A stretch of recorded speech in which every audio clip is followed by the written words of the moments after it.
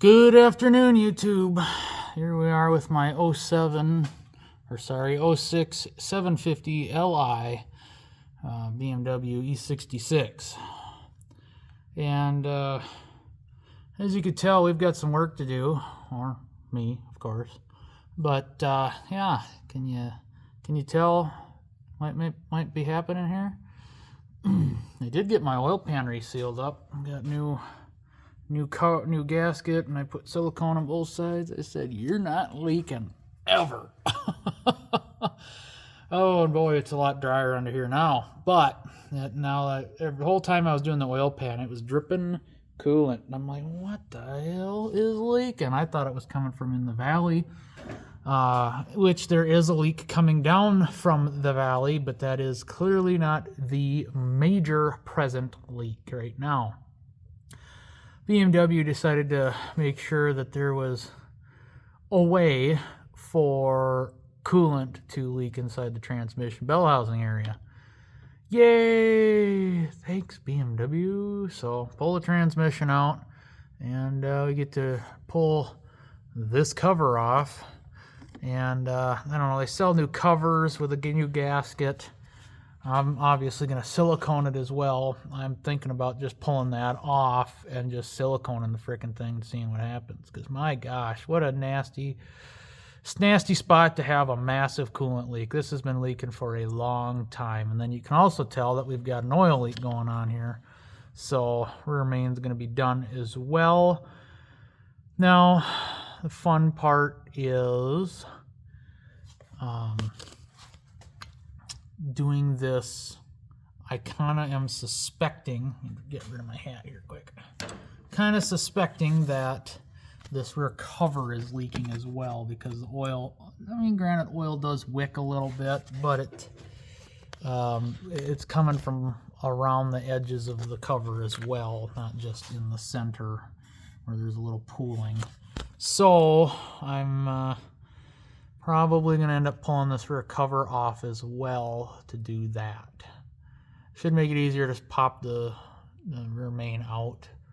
But man, I kind of dread pulling this apart, you know, with the oil pan gasket down here. But you know, silicone's our friend. We will do our best to make sure that we get it cleaned up good and silicone good, and hopefully not have an oil leak or a coolant leak when I'm done here.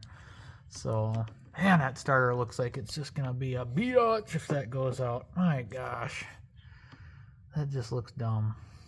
But anyway, yeah, so frick, exhaust is in place. Well, you know, the headers are in place. That's another wonderful design, is same thing as my Cadillac, where the catalytic converter is part of the manifold. So if you need new cats, you got to replace the whole freaking manifold. Yeehaw! What a wonderful job that would be. So anyway, that's what's up here. I think the cover that's in the valley is also leaking. Why is there coolant on that? Is there a pinhole there? See the wet spot right there? There's a random wet spot. Huh. That's not cool. But I don't know, maybe we'll be ordering a new cover, rear main. I don't know, maybe a new rear main cover. I don't know. We shall see. But I just did an oil change on it, and that's when I was doing the oil pan, and I was like, this thing's just dripping coolant relentless here, so I got to get it drained and get everything cleaned up. I got my new / used rack and pinion installed. Everything seems pretty kosher with that. I haven't gotten an alignment done or anything yet. I don't know, I probably put 50 miles on it so far, and but my tires are worn so far on the inside edges that it really just is going to need new tires before I think I'm going to feel a positive effect. I mean, it's already positive. It's already a lot tighter. It's not jerking me left and right as I'm going down the road like I've got a bad tie rod. So that's good, but I know my tires are shot up here. And the sucky part is my tires are shot back here. Woohoo! So when I get it aligned, I think I'm going to go to a BMW dealer to get it aligned, because I I was already told that they couldn't adjust the camber up front.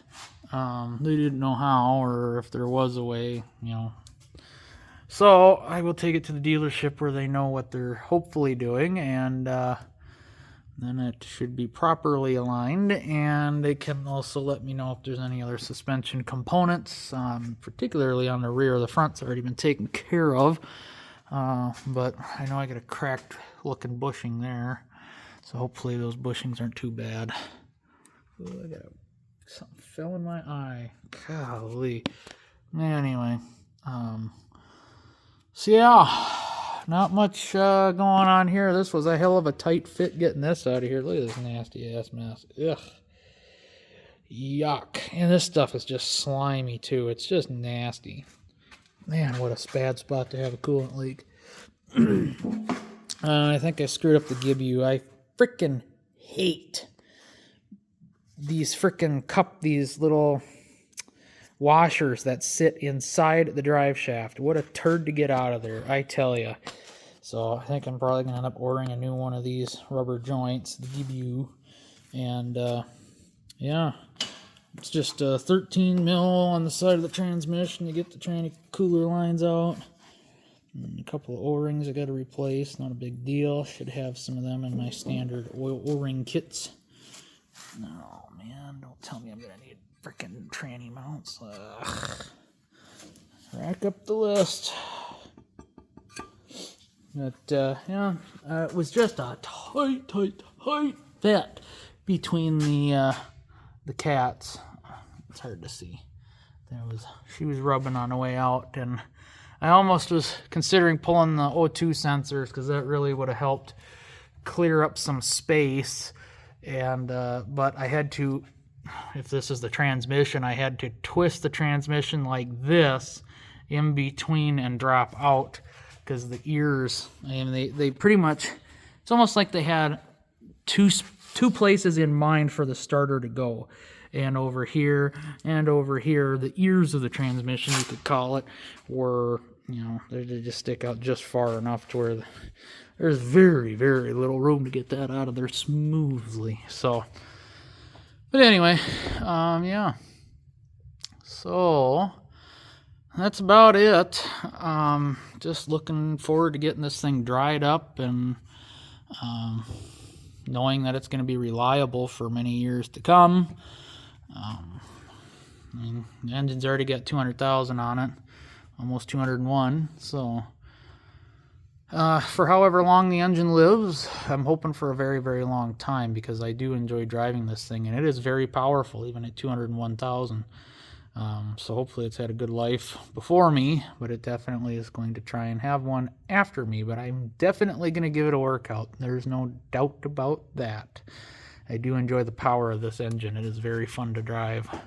Snappy, torquey, and smooth. Very smooth. So anyway, that's about all I got, other than I can give you a couple of updates. I'm hoping this next weekend, it's Sunday right now, next Saturday or Sunday, I'll be picking up a truck. And and then I'm hoping by maybe even next weekend or the weekend after. Well, it wouldn't be the weekend after. Either maybe even Friday, or I don't know. Maybe it'd be the week after. Going and picking up another car. So there's the potential for that. I'm not going to spoil it. You're going to have to watch and find out. So I can just tell you it's another German. So that'll be so much fun, as I loved my first German so much. If you can hint the sarcasm. But it should be fairly, I'm hoping it'll be promising. I mean, we fired it up and it was running and purring, other than it's got 2 cylinders misfiring, but the crank's even. So, and it's a twin turbo V8. Wink, wink. Which that could be just about anything, really. But yeah, so it'll just be fun to play with that. I've always wanted one. It's another big sedan. I'm going to give you that hint. So they didn't really have a short and a long wheelbase. I guess that'll give it away too. So, but anyway, yeah, can't wait to get it. Hopefully get it. It's not guaranteed. It was just if I can get the cash together quick enough here, and I can go pick it up. And it's a pretty decent deal, I think. So interior's mint condition, exterior, it's okay for its age. It's better than this Mercedes. I mean, this one, granted, it's what, 21 years old? No, yeah, 21 years old, and you got paint missing and clear coat coming off and plastic missing. It's better shape than this, and it's probably better shape straight wise. It's straighter than this. This thing's pretty straight, but which I'd say they're probably about as straight, equally as straight. But the new car and what I'm getting, and the Mercedes there, so yeah, it should be interesting. Yeah, but that makes quite a few cars, as one can probably tell. I've got a few, and so I have not gotten anywhere on anything other than the BMW. I got the new rack and pinion put in. I'm working on the rear main and that rear cover. I did the oil pan. So but other than that, I haven't done anything. I still got the engine sitting on the stand for that. I got to get a rebuild kit and go through it. I got to pull the heads off before I do that. That's the other thing. I got to pull the heads off, make sure the cylinders aren't, horribly worn from 300-some thousand miles. That would make it would negate the point of rebuilding it, because it would need to be bored out or something like that. And then, there's already no profit in having to rebuild the frickin' engine. It was $1,000 engine, and there's already no profit. It's right at Blue Book value for the thing with this engine, and then having to rebuild it on top of that. It's like there's nothing. So anyway, charger runs and drives, got newer lower control arms on it. Now it's just got to get to I got to get headlights so I can drive it. I'm just going to drive it to town. Take it to the frame shop and see if anything needs to be pulled out. If so, how much? If not, that'd be fantastic. Then I can start ordering parts to get this thing put back together and get it back on the road. This thing I haven't done anything with yet. I drove it a few times. Needs the eccentric shaft sensor, valve cover gasket. It needs the valve cover gasket more than it needs the eccentric shaft, but it really needs the valve cover gasket. Then we're having an issue with it revving up and down at idle. I'm hoping it's the eccentric shaft sensor, but I honestly don't know for sure. It's just while I'm under the valve cover, I'm getting that sensor done. So, haven't done anything with this. Front struts, needs front struts. This also needs a hanger bearing for the drive shaft. This doesn't really need it needs a fuel tank pressure sensor for the evap code to go away, and then that will be squared away. This thing, I'm pretty sure the engine's going to be junk in it, 'cause it's a 6-liter. One cylinder was full of water at one point. Multiple points probably, but I'm sure that's going to be a dead hole.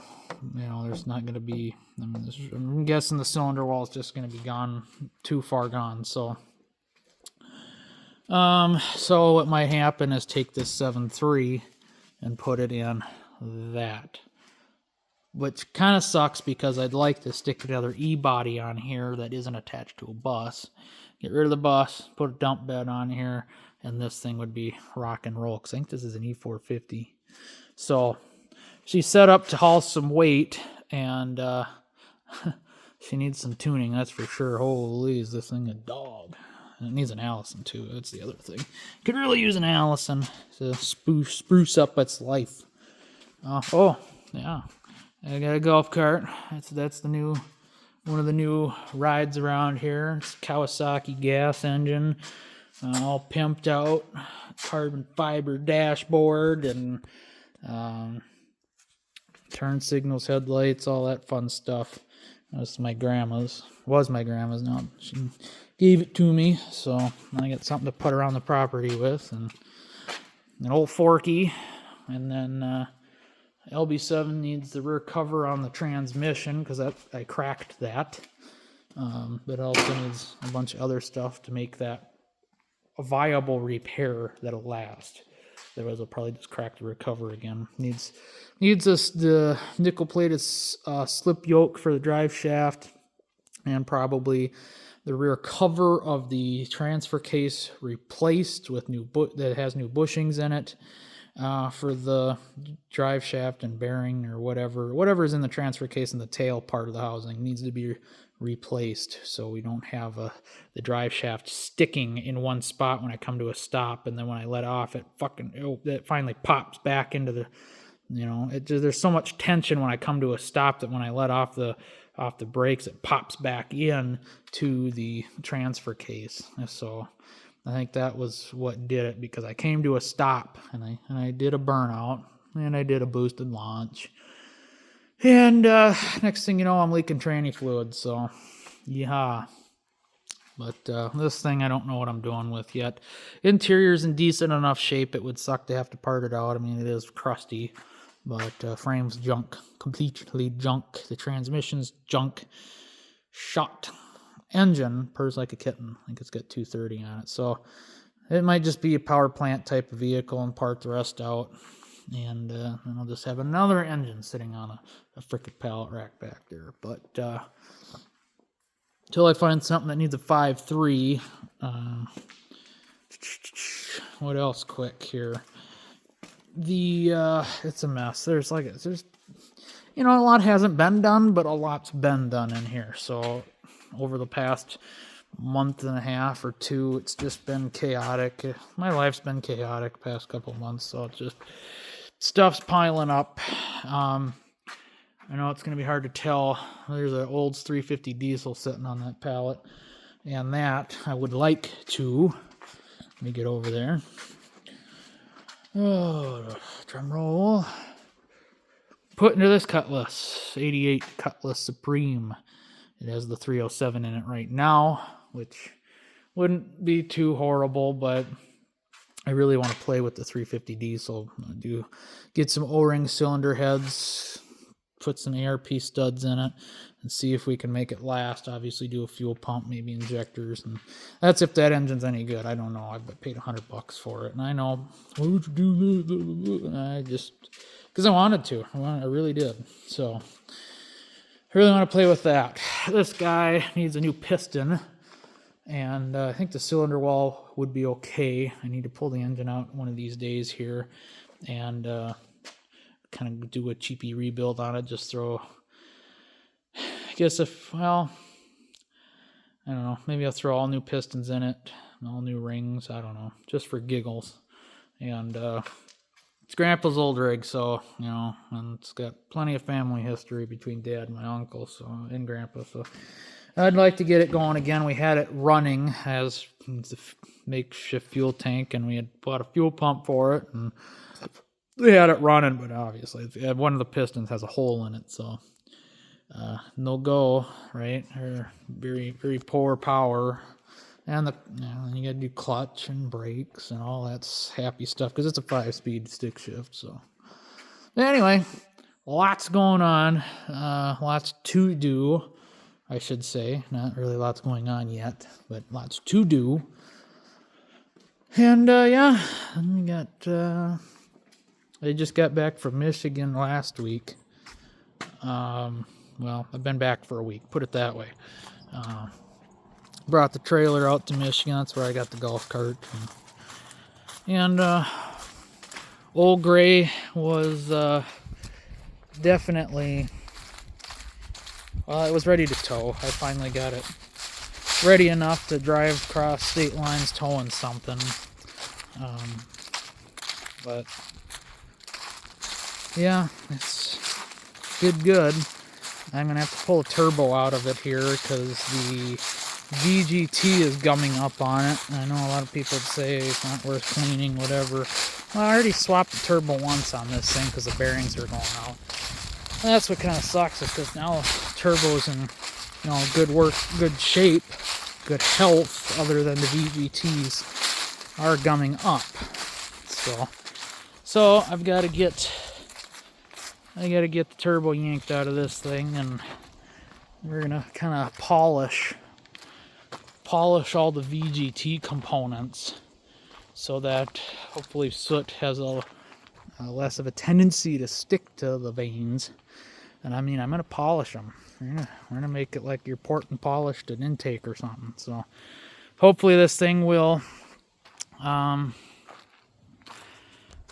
work great after that, because right now every time I start it cold, the vanes stick. And once I start driving down the road, about by the time I get down the end of the driveway and onto the main road, it's the vanes are kicking in and doing their thing. But it's just on a cold start, and I've got that on video. The last few cold starts I did during last winter or winter before, you'd start the truck, it would kick into high idle. And then after about 30 seconds to a minute of high idle, it would finally, vanes would free up and the turbo would spool up and it would run better. But yeah, so that's just the other project that's got to happen here. I had ordered a new vane position sensor, and that was expensive, and it's OEM. I got it from Lincoln Diesel. So I'll probably end up selling that because I didn't end up needing it. And what's odd is the sensor that's on there has because the vane position sensor has a little button on it. I can show you when I get back in the shed here. And that button has less throw on it before it starts reading, starts sending a signal to the ECM than the new sensor did. The new sensor had, did I say more throw? The new sensor has more throw, more free play before it starts sending a signal to the ECM. I don't like that. And the turbo definitely seemed to respond lazier or misadjusting the vane position than the old sensor, which is working. But I thought the code that I was getting would be fixed by getting a new vane position sensor. So I was wrong, though, unfortunately. I mean, this was not a cheap part to buy, and I bought it on a whim, hoping I would have it ready to go to Michigan without a problem. See, it's a little button, and it's got more throw before it starts sending a signal out than the old sensor. The old sensor, it takes less movement to send the same signal, and the turbo seems to spool. Because I think what's happening is my truck's been doggy, all right? And I had a brand new sensor just like that one. I got off eBay. It was supposed to be OEM Garrett. And when I put it on, I don't know. I've just been complaining for a long time. That truck's been a dog, no power. The injectors were a big problem, so I finally did injectors. And then power was still coming back slightly as the cylinders cleaned up, the valves cleaned up, from actually having a good combustion event and whatever, fuel cleaner. Anyway, so, and towing things, and power was finally starting to come back. Well, but it was still doggy. It was like it was over boosting, is the way I can describe it, because when when you're driving down the road and then the vanes would finally kick in after a cold start, the truck would, freaking be kind of growling like, "Rawr," and then the turbo would kick in and in between, and it had power. And then once it got all the way up to it slowed down, like it was over boosting. And that's the best way I can explain. And that's why I'm saying changing that sensor out, putting it back to the original that came with that turbo, that turbo responds a hell of a lot better with that other sensor in there. It actually is putting the vanes in a spot that's not causing an overboost condition or an underboost condition. So I'm actually getting freaking power and torque back. And it's crazy how just that finite position for the vanes can create a situation where you either have too much power or too little, or it's got to be just right. And it's odd in my mind because the using the pressure sensor and the intake, it should be reading, there's this much pressure, send this much fuel. But it doesn't seem like it's doing that because, if you got more boost, you send more fuel to accommodate. So you have that air to fuel ratio perfected. But for some reason, it just is not doing that or something. So it just having that right spot in the vanes that it actually works right. The power is there, and so that's, I don't know. So that's why I'm just going to clean the vanes and call it a day because it works, and we just need them to stop sticking. So, but driving out to Michigan, it was, and when I was changing out the vane position sensor, I had the Autel hooked up, and I'm watching everything, and it would hit 0% and it would hit 99%. So how I know that the vanes are not losing their limit, one way or the other, they still can travel. And every once in a great blue moon, it doesn't like to hit 99%, and it only hit 100% once. But the fact that you can get it there, saying that it's not losing its range of motion as much as it is just getting, thick in there, causing them to stick and cold. But anyway, so that's why when I was driving to Michigan, I was watching boost quite often. And especially when you're on a road trip and the EGTs are 900 to 850 to 950, and that, and you're not rolling coal or nothing, so you're constantly keeping everything moving, climbing hills, going down hills, climbing hills, going down hills. You're constantly working those vanes, and I was hoping that would free stuff up, and I think it might be because my check engine light is starting to go on and off now more frequently like it was when the problem was starting. So I'm not going to say it's cleaning itself, but I'm just saying it may have loosened up enough shit that it's not sticking near as often, but I can't confirm that 100% yet. That's my guess. Who knows? Maybe my guess is right. Maybe it's wrong. I towed on Tune 5 most of the way because of it just, when you're doing 70 miles an hour and up, Tune 5 cruises so easily, so effortlessly than Tune 4 does. Tune 4 works really great for any 55 and under, pretty much. It's got great parking lot performance, as I call it, where the throttle response is snappy, torquey, it's right there ready to go. But Tune 5 on 70 and up is just fan-freaking-tastic. And off of, once you finally get moving from a stop, Tune 5 moves pretty doggone good as well. The boost kicks in pretty good. So, but Tune 4 runs hotter than Tune 5 because of the boost level that 5 runs at, which is significantly higher than 4, or 4 and below. So, so it runs almost 100 degrees cooler on Tune 5.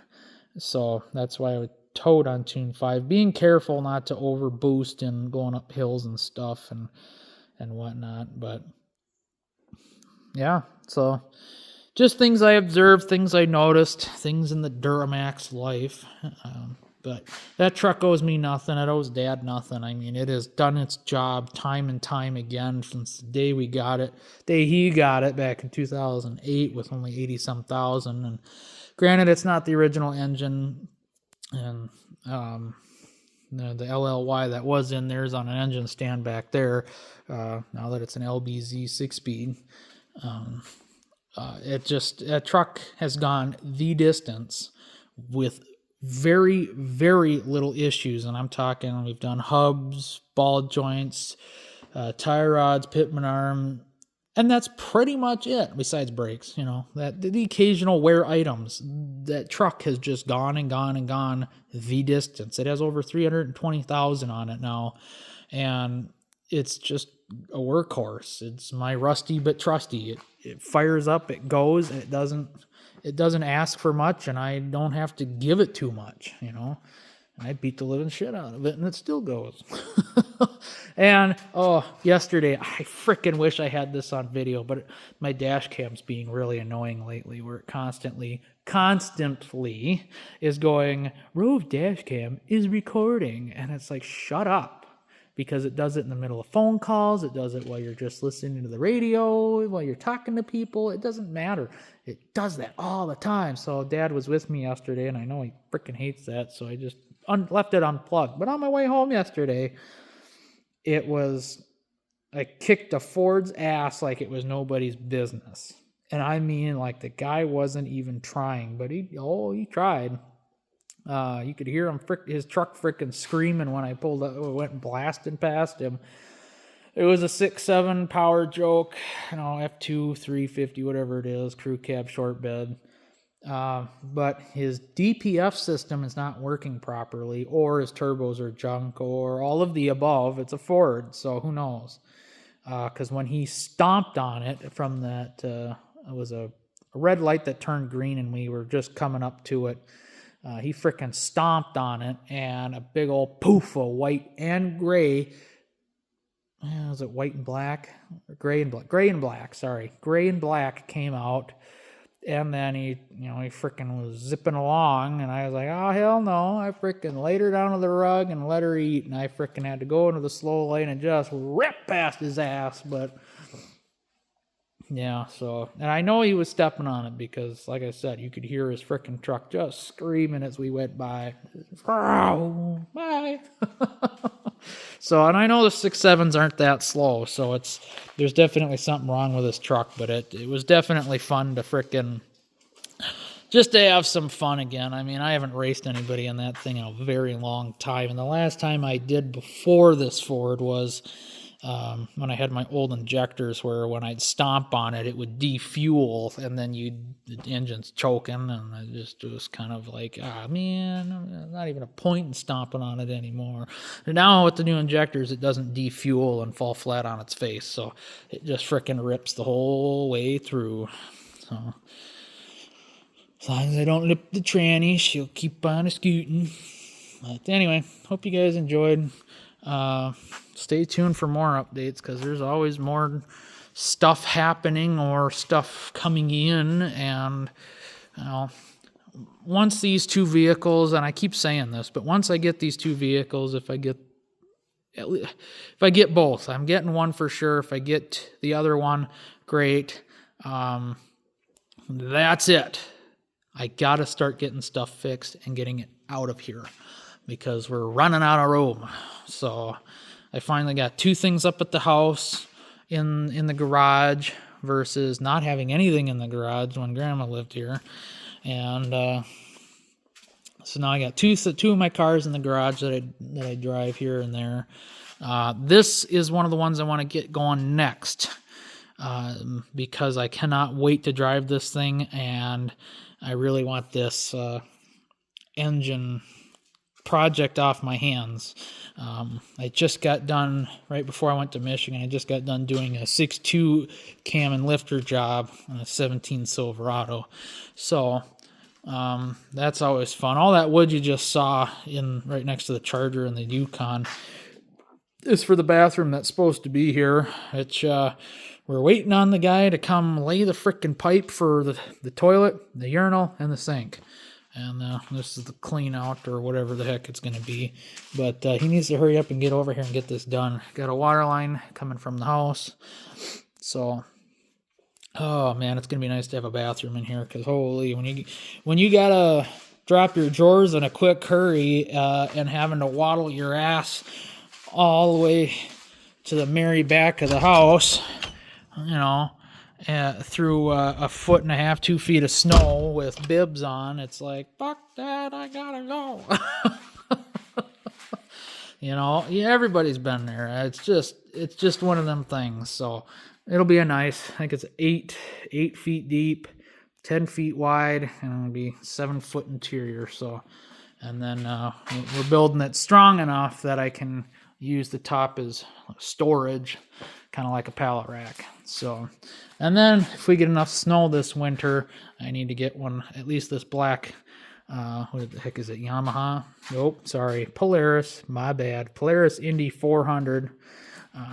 Get that running. The brakes are seized, so that'll be fun. But, and I mean like the handle is seized. It doesn't move at all. So whether the caliper does, I don't know. But either way, I'm going to get the thing running and actually have a snowmobile to ride around here again. It's been a little while. The last one I had, that one was a Yamaha VMAX, 600, something like that, and it was fun. It was pretty dang quick for being my first snowmobile, but I frickin' when we plowed the driveway here, we had a big old lump of frickin' snow pile right here, and I'm frickin' riding down, come up over that hump, and I try and jump it. Well, I'm not used to jumping stuff, and granted, I've had few small successes going over the smaller humps over here, but this big hump, the ass end hit the thing, bucked me off, threw me up over the handlebars, which my chin met the handlebars really good, and I landed on my back in the snow, and that wasn't long after that I sold it. I was like, I'm going to freaking hurt myself, because I was starting to get more and more daring. But at the same time, that was such a heavy sled. That's what bugged me. And that's the same thing with that. It's such a heavy sled, especially when the track gets full of snow. When you get stuck, you got to have someone with you. I don't have that. It's just me, myself, and I. And you get that thing stuck, and it's like trying to break your back, trying to lift the thing up and out of the freaking rut or whatever you got to do.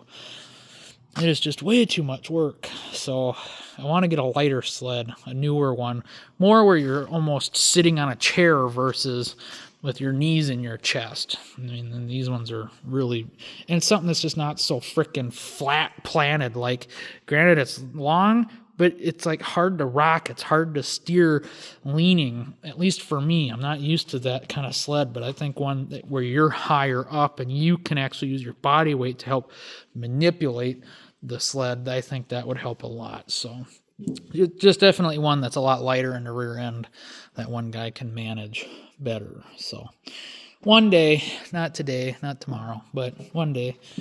But just to have something to have play around again. It's been a while, so who knows? Just gotta, but at least the septic system's done now. Finally done with the house. So there's a big relief.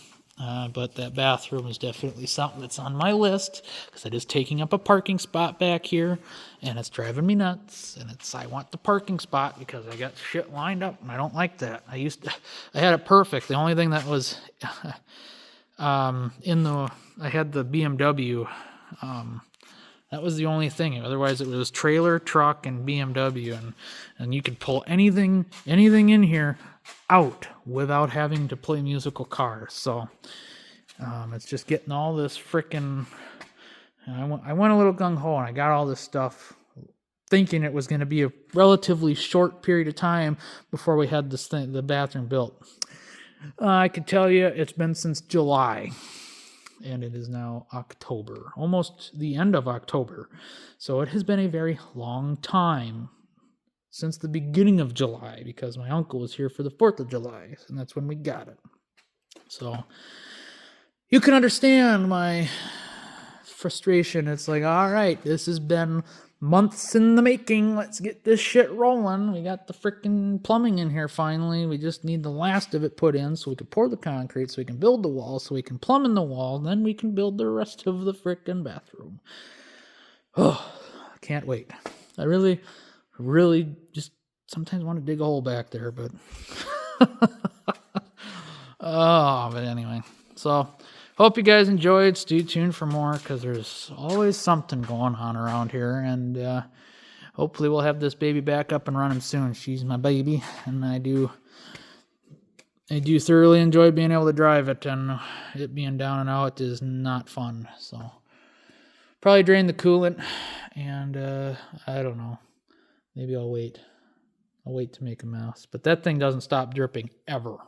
I mean, it just keeps leaking. So I got to get it drained here at some point. Maybe tomorrow. Maybe I'll have more ambition. Maybe I'll have ambition later. Maybe I need some food. So anyway, like I said, stay tuned for more. Thanks for watching. God bless.